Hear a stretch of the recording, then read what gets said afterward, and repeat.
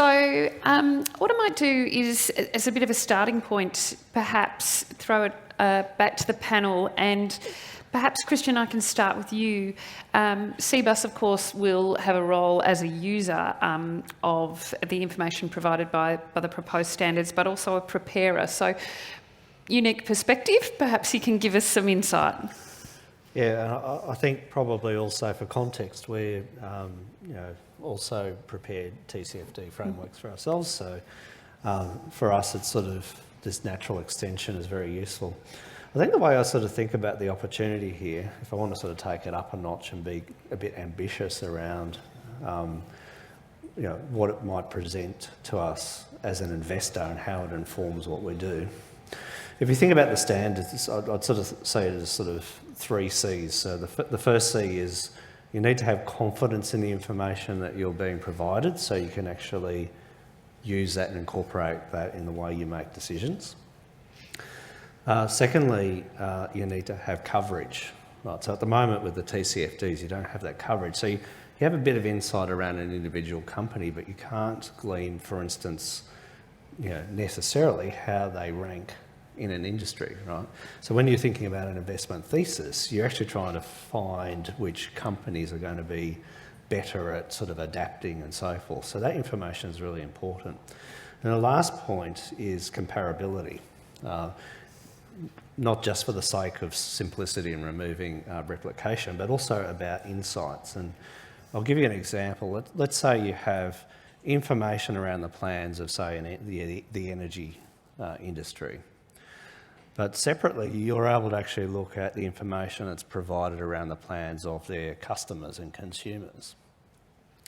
And if you see that there's a disconnect between the aggregate ambition of the energy industry compared to the aggregate ambition or desires being flagged by your customers, that's an invaluable piece of information as an allocator of capital, whether it be us to companies or as companies making decisions around their planning. And so, if done well, this is sort of our contribution to try and start to reduce some of the unnecessary risk and wasted capital allocation. And then you start to have to connect it with sort of government policy and so forth. On that means what we need to do to be able to really capture and properly utilise that information is we have to actually start thinking around how we are able to, what data we get, how we interpret it, what sort of skills we need. So we need different skills perhaps than what we currently have, because we're talking about a changing, moving environment where now we have information that the players are starting to act on. So I think, we've got to start off simply. We know that, it takes time for people to move into that sort of position to efficiently gather and report that information, but the potential is quite huge in terms of, better allocating capital, reducing risk, and I think, making money. Thanks. And Emma, I mean, perhaps picking up on that skills point, because I know that you've done some thinking about that, and what are you hearing across your clients and perhaps the market more broadly? I mean, that's a big question. It's interesting. I was actually kind of reflecting, listening to Sue in terms of thinking through the goals and the objectives of the ISSB. I was actually reflecting on the fact that it wasn't that long ago, like 15 years ago or so, that the first Carbon Disclosure Project information request was sent out, signed by a whopping 35 odd global investors, which had 10 questions, most of which you could answer yes or no to in terms of what your company's climate change strategy was. And then just how far we've come in the intervening period in terms of both the penetration of the need for greater sustainability information into core financial reporting, but also the ecosystem of users, producers, analysts, interpreters, stakeholders, issues that this reporting is now meant to encompass in terms of the breadth of the issues and industries and jurisdictions and so forth as well. So I think that evolution has happened remarkably quickly in the context of the shift from fringe to the very heart of the economic system in terms of the need for and recognition of sustainability and climate and social information as well. Does that mean that we have the capacity to produce the information of quality that we need, or the ability and the skills to interpret the performance of the information that will be produced? I suspect that's a bit of a work in progress. I think it would be fair to say, in fact, I think there's probably a pretty high concentration in this room of people in Australia who would have that skills and capabilities. And although this is a very full ballroom, it's probably not as big as the Australian economy, it would be fair to say. So I think there's still a long way to go in terms of that skills and capabilities question.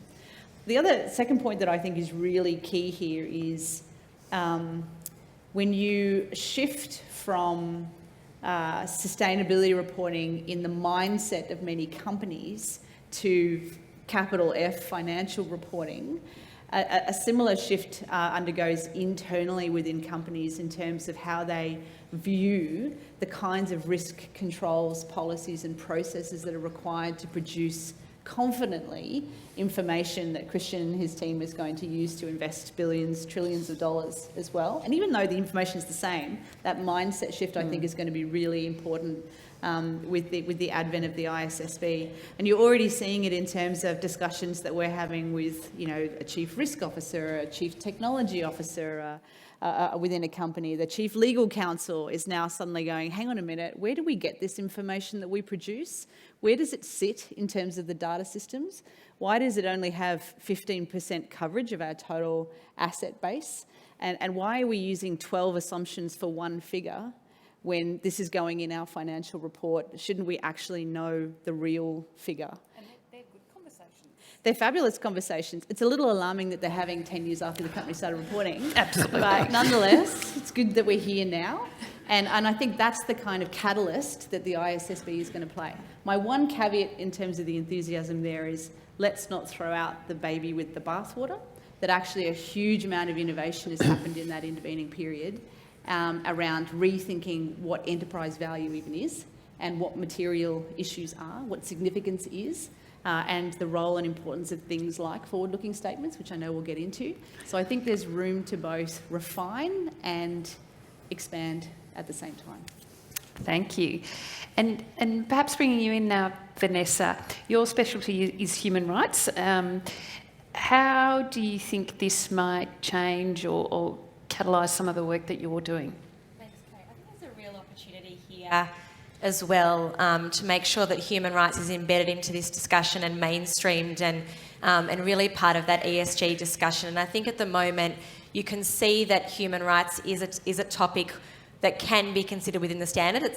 From my reading, the phrase human rights doesn't currently appear in those general requirements, but when you look at some of the other documents, it's quite clear that within all significant sustainability issues, it's contemplated, and including relating to supply chain issues. So I think the capability is there to embed human rights into these discussions, and it is quite important to make sure that human rights isn't a siloed topic that stays outside of sustainability reporting in this way. So I think there's an opportunity there, and I think there's already been, and I know we'll talk about this later, already a lot of work being done, particularly in the European Union, but also here in Australia in terms of modern slavery reporting, where companies are getting much more comfortable in reporting on these topics, but there's still not always the interconnections being made between the topics that there could be. And even in terms of climate and human rights, if a company is reporting on their climate change risks and opportunities and threats and opportunities there are human rights elements to, obviously, the climate change risks in the first place, and human rights risks also in terms of how companies might be responding to those climate risks in terms of building solar farms or some of those other aspects. And I think also to Emma's point, though, as we think about what enterprise value means, for those of you that are aware of some of the key business and human rights standards, there is a commitment there that investors make themselves, but also companies, to look at not just risk to the company, but also risk to human beings, risk to humans of human rights impacts that might occur. And as Sue was saying, legal challenges, operational delays, financing issues that might come from being involved in human rights risks, obviously all impact on the company, but sometimes there are human rights impacts that happen that actually don't have a clear financial consequence to them. So I think there just might need to be some exploration there about that enterprise value concept. And I think that point that you make about integration of human rights, I mean, it really speaks to your second C, your coverage, Christian, that we do need to make sure that the interconnectedness of those issues does come through in the reporting. Sue, have we got you? I can see you on the screen. You do. Hopefully, can you hear me? Everyone can, we can hear you. That's great. Great. Welcome again. Sorry about that. Now Technology's great when it works. Yeah. I mean, what are you hearing globally? I know that as you said, the comment period closes tomorrow, but presumably you've heard some initial reactions. What are you hearing? Can we expect adoption across the major markets? Yeah, so we certainly have a good idea of what we expect to hear in the comment letters, because at last count we've spoken to more than 32,000 people during the comment period. So we're hopeful we've got a good idea of messages. And I think there's a good level of support, a lot of support for the idea of the global baseline and the sort of efficiency that comes with it and the benefits for investors of, this robust information. Some of your panelists were talking about how it's changing the way people think about the information, which is music to my ears, because if people are going to make investment decisions based on information, it's good that it's as robust as possible. So I think that's fantastic. I think we are really well set up for global application. We've got the support of the G20, we've got the support of the Financial Stability Board, we've got the support of we're working on getting endorsement from the International Securities Regulators, IOSCO, which are all really important foundations for the decisions then made by jurisdictions around the world about adopting the standards. So all of the signs are really, really positive, which is fantastic.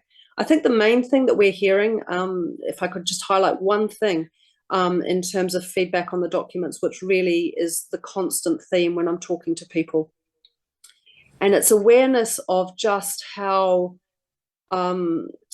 varied it is, where companies are in terms of their sustainability reporting journeys. So even in sophisticated markets like in Australia, I know talking to some, there's real differences in terms of where people are at with how much they're already doing and how sophisticated their sustainability reporting is. Some haven't even started thinking about sustainability when they manage their businesses, let alone reporting on sustainability. And so we need to be really thinking hard about bringing a whole range of companies with different levels of preparedness into the space and sustainability reporting, and making sure that the information provided is high quality at the end. And even beyond that, the other thing that's coming up a lot around the world is making sure that we're thinking not only about the largest listed companies in the most sophisticated markets. We want this to be a global baseline, because the issues that we're dealing with are global issues. And so part of what the board's going to need to think about, both in the way that we finalise the standards, but also the way that we work with jurisdictions to get the standards adopted, is thinking about what is fit for purpose for smaller companies and also in emerging markets. So there's a lot of talk about so-called proportionality, how we deal with this whole range of different circumstances and levels of preparedness. And I think that's where a lot of the conversations are at the moment. Thanks. And I think in thinking through some of those sort of market maturity issues, I'm sure, we share a perspective, across the room, actually, that what we want to do is lift those companies that are less mature rather than lose the momentum where there's some really good work being done, particularly sort of at the top end of the market, for example.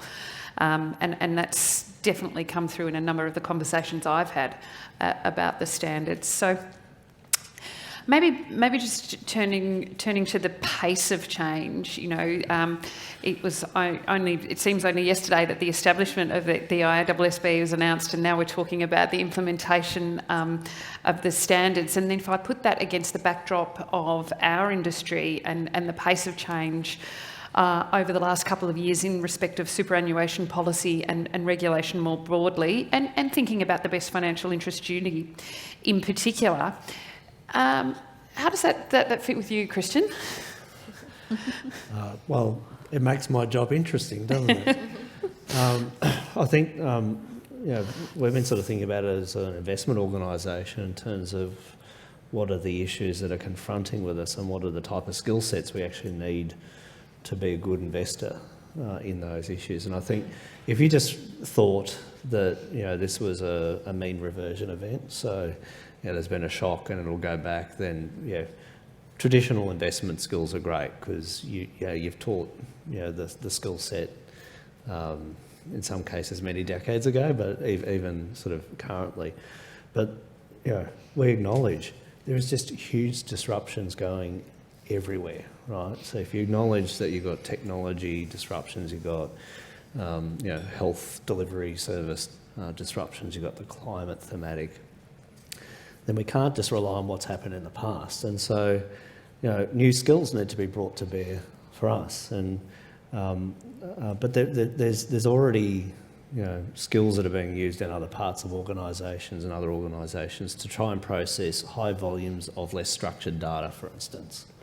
So from my mindset, let's get the traditional data information, let's find service providers that can start to do that for us, and in the end we're also going to have to start to build some of those skill sets. So again, to be a successful and modern investor, you need to actually sort of think about the environment you're coming into, seeing the information you're getting, and actually being able to position yourself to take advantage of that. And I kind of hope on the reporting side of things, you'll get the same things sort of coming through. There'll be the innovators that are big enough and you know, have such deep sort of expertise to invest that they can really sort of push the boundaries. But hopefully there'll be an industry that follows from that starts to create, you know, I suppose a more economical way for everyone at least to sort of adapt.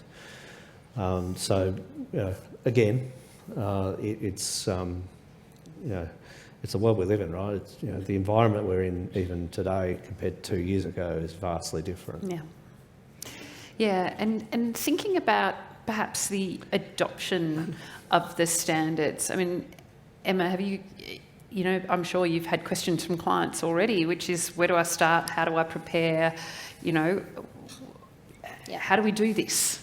Yeah, I was actually just thinking that, Christian, there's going to be no shortage of friendly service providers knocking on your door going, hey, we can help. I think there's a few that are sponsors around the room. We just read this thing called the ISSB, we're here to help. So I think I mean, the financial services industry does have a lot of support services that we'll mobilise in this area. I think that's already well underway and will continue for sure. But I also kind of think it's interesting because the announcement began activity. The release of the draft exposure frameworks for consultation means that companies they're not waiting for the final. They're beginning to rearrange themselves around likely expectations around reporting requirements. And I mentioned that point around internal investment and in strengthening the robustness of the systems which produce the information, as well as actually the risk controls around who's reviewing and checking it before it gets published. As well. I mean, those are the kinds of conversations that were happening. The biggest X factor is, where does the data come from? Who holds it? Where does it sit? Because there's an alarming amount of spreadsheets out there that are holding some very sensitive information that sit with one person, which gets published for global entities, to be frank. And there is going to need to be some institutionalisation of more robust processes for a lot of this information. I think the other thing that's really interesting is that you're also seeing a number of industry sectors that they're big industry sectors but not mature reporters, and this is particularly true of climate, whereby, you know, you've got this kind of long tail emerging where you have some industry sectors who are actually now quite sophisticated in their understanding of their climate risks and issues and impacts, varying degrees of quality on reporting, but, you know, as a whole, kind of getting there. And then you've got other industry sectors who've thought of themselves as being not that carbon intense, so we don't need to be as sophisticated in our approach, who are now beginning to realise actually they're also going to be captured by these frameworks and are having to rapidly upskill in terms of their own thinking around reporting requirements as well. It's also producing some interesting outcomes, because in the terror of having to report Scope 3 emissions, which is some industry sectors, you're actually also seeing, oh, hang on a minute, that actually provides us with some really useful information about things that our customers are doing, or opportunities to collaborate with our suppliers that we hadn't realised how much they had done, which can help us do our own targets as well, or our own goals as well. So I think some of that, that process, just the idea of the standards has created action, and that's going to continue to accelerate in terms of the operationalisation of this reporting. I would just kind of say, though, the fear I have is that we end up adopting a compliance type mentality, and that we get too controlled around what companies are comfortable with just talking about, because one of the great benefits of sustainability reporting has just been greater levels of comfort around greater levels of transparency. And we heard it already in a number of the sessions this morning. I would really, I think it would be really counterintuitive if standardisation actually inhibits some of that emerging transparency, which has been so beneficial to the investor-company conversation. Yeah, and perhaps I'll open it up to the floor for questions in a second, but perhaps, Sue, we can ask you about that. I mean, has from your perspective, has the ISSB been thinking about that? Is how does disclosure, how do we keep the good work going while maintaining the global baseline, but how do we actually support progress on the issues and not just progress on disclosure? Yeah, and I think so many good points are being raised. You can probably see me nodding, but so just a couple of observations. Firstly, one of the things I'm really, really hoping that we get the benefit of with these standards is that it's not just about reporting. And what I mean by that is, of course, the reporting is really important. But one of the things that the standards hopefully will do is it's really to encourage some who haven't started thinking about sustainability risks quite so thoroughly in their business as perhaps they should, given the importance of these, to really embrace these ideas of governance, strategy, and risk management. So part of the benefit of this would be sort of ingraining that type of thinking in the way businesses are run and managed. And if that works well, then hopefully what happens from a reporting perspective is it's not just about ticking the boxes that I've met my compliance obligations. It's really about describing to investors, communicating the story about how you are really managing these risks in a way that's informative, and it's not just a compliance exercise. So really embracing the sort of living the sustainability risk management, if you like. And so that's something that I'm hoping will come from this exercise. And I think the other thing that I'm really cognizant of as I listen to people in these discussions is similar to what Emma was talking about, which is, firstly, I think that we need to resist the temptation to expect that the information coming from these standards, just because they look a lot like accounting standards, we shouldn't expect it to be that same type of information. This is still a really nascent area, and I think we do need to somehow balance that the information is robust enough to be the basis for decision making, but still allowing for some differences and for innovation and continued development. And somehow carefully we have to navigate the balance between those things. There will be different ways that people are going to come up with to provide the information to give investors different understanding. And part of what we want to do is to really encourage that development to still be able to occur. And so I think that's something we're trying to think hard about. And also not making people scared of providing the information because they've got this sort of mindset that, oh, this has to be as concrete as something that I'd be happy to put in my financial statements. It's not that type of information. A lot of it's forward-looking. We know there's going to be a lot of assumptions, a lot of estimation, a lot of uncertainty. You can't know for sure what's going to happen even with climate change scenarios, let alone the effect on your business. And we need to be able to get the communication and the information to investors, but really acknowledging, the type of information that we're dealing with, and that's something we're all collectively going to have to navigate, I think. Yeah, I think absolutely, and I think that's a really good point. And I've heard people say, we all have to do our bit. We have to understand that they are estimations. There are judgments being made, and in some senses that's similar to a financial statement. Estimations and judgments are part of that, but also acknowledge that the future is not always predictable, but nonetheless the information is still valuable. I might turn to you, Vanessa, now. What are you seeing sort of in Europe then coming down the pipeline that could affect the environment here? There are quite a few developments relating to human rights reporting, but also human rights risk management. more broadly in the European Union. So there are a couple of countries that already have what's called mandatory human rights due diligence legislation, and the EU is looking to have that too. And it's going beyond reporting, because it's asking companies to actually put in place human rights due diligence plans, creating causes of action if they're not doing that human rights due diligence effectively. But then also it does have a disclosure element, and it ties in also with some of the EU corporate sustainability reporting requirements. So they're feeding into each other, basically saying to companies, you need to be able to know that you're respecting human rights and managing those risks, but you also need to be able to show stakeholders. And in terms of how that might impact us here, our Modern Slavery Act is currently being reviewed. Their consultations will start soon.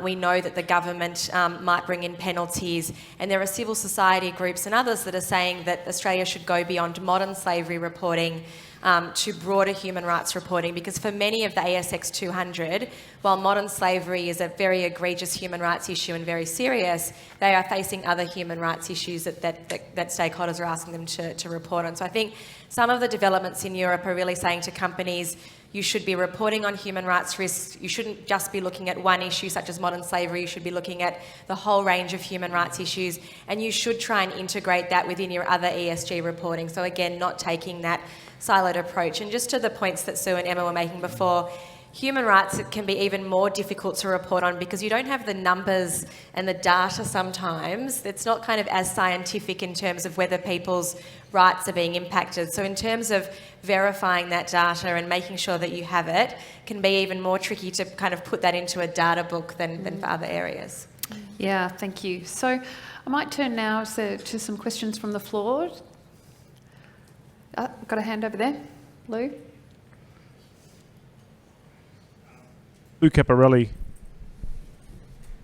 Can you hear me? Yeah. Yep. Lou Caparelli from UniSuper. Emma, you made an interesting observation before about the sort of very fact of this sort of reporting being instituted by companies is creating opportunities, and you talked about that phrase of the terror of Scope 3 reporting, but I was particularly interested in what you had to say around the opportunities for companies both on the upstream and on the customer emissions side, and I was hoping you might be able to share with us an example if you have one. Yeah, I mean, I think I think there's some really interesting examples on a range of different industries that are quite supply chain dependent. But let me take a step back in terms of answering your question. So what we tend to see is that a lot of the direct costable risks are on your scope 1 and 2 emissions. A lot of the indirect financial implications tend to be in your scope 3 emissions in terms of your customer base. But then some of those additional operating costs are in your supply chain scope 3 emissions. So if your suppliers increase their costs in terms of what your goods and services, then that might increase your operating costs. But on the other hand, changing customer demands and dynamics might create some opportunity if they're also looking to reduce the emissions intensity of their own goods and services, which could mean that they no longer buy from you because you're too carbon intensive, or they'll buy from your competitor because they're less carbon intensive. So understanding that risk profile is really, I think, what scope 3 emissions is all about to a great extent from a financial perspective. It's also where a lot of the impact is half the time, but from a financial perspective, having greater visibility around scope 3, I think, gives you a greater understanding of where those financial costs and implications and opportunities are potentially going to flow through to you. And to give you a specific example, I think you look at the property sector. So a lot of the, the whole debate around embodied emissions in the supply chain in terms of input materials, it's everyone's there. It's like the sleeping giant of the carbon cost of the property industry. It's not probably fully costed yet, and it's not fully taken up yet because. Even though it might significantly reduce your wider footprint, everyone's still hovering on the edge of the swimming pool rather than necessarily jumping in because of that, some of those uncertainty around the cost considerations. And on the other hand, in terms of your customers are also, particularly government contractors or procurers, for example, are increasingly looking for less emissions intensive or better environmental sustainability performing property assets. So that, if you can get that flowing through across the whole value chain, then you can get some significant competitive differentiation. So I probably overcooked my answer there because I went down the rabbit hole a little bit in terms of property. But I think the point being that it's not just about numbers. You're not just creating numbers to say you can tick the box around your Scope 3 emissions. You're actually trying to understand what is the full visible and hidden financial risks associated with emissions across your full value chain. And if you reduce them, or if you help someone else reduce theirs, can you carve out competitive differentiation as a result by anticipating this global thematic of decarbonisation that's playing out across every industry sector? I might just add to that, because I asked the question sort of at the beginning about net zero. Being able to actually start to add a little bit more nuance around that would mean, for instance, at the moment, we have a very highly sustainable property portfolio because it's new build, right? We can design it that way. But there's actually potentially a big opportunity to refurbish some of the sort of the lower tier properties. It'll never be as sustainable like as something engineered from scratch. But if you think about the embodied sort of carbon in it, it's probably better. And so we do need to have more sophisticated ways about talking about how we talk about it. The other thing is also there is a good example with I think the Dutch ports, and I think also the New South Wales ports do this as well, where they actually charge differential fees to those that come into the ports based on the energy efficiency and the pollution of the tankers that come in. And so that's a way as an owner that you can actually start to influence the economics of your customers as well. Yeah, and we're seeing that across sort of sustainability-linked loans, for example, I think as well. I think we had a question over here. Yes, hi there. Estelle Parker from Responsible Investment Association Australasia. ISSB has had a focus on climate in this first iteration, and we've heard Sue Lloyd put a call out for, what comes next for ISSB after climate. I'm just wondering if the panel had any thoughts on that. I think it was a bit of a Dorothy Dixon, wasn't it, Estelle? I think nature is the answer. Yeah, I that think might nature, be. I mean, I have another suggestion. Yeah, I think you might have another answer, Vanessa.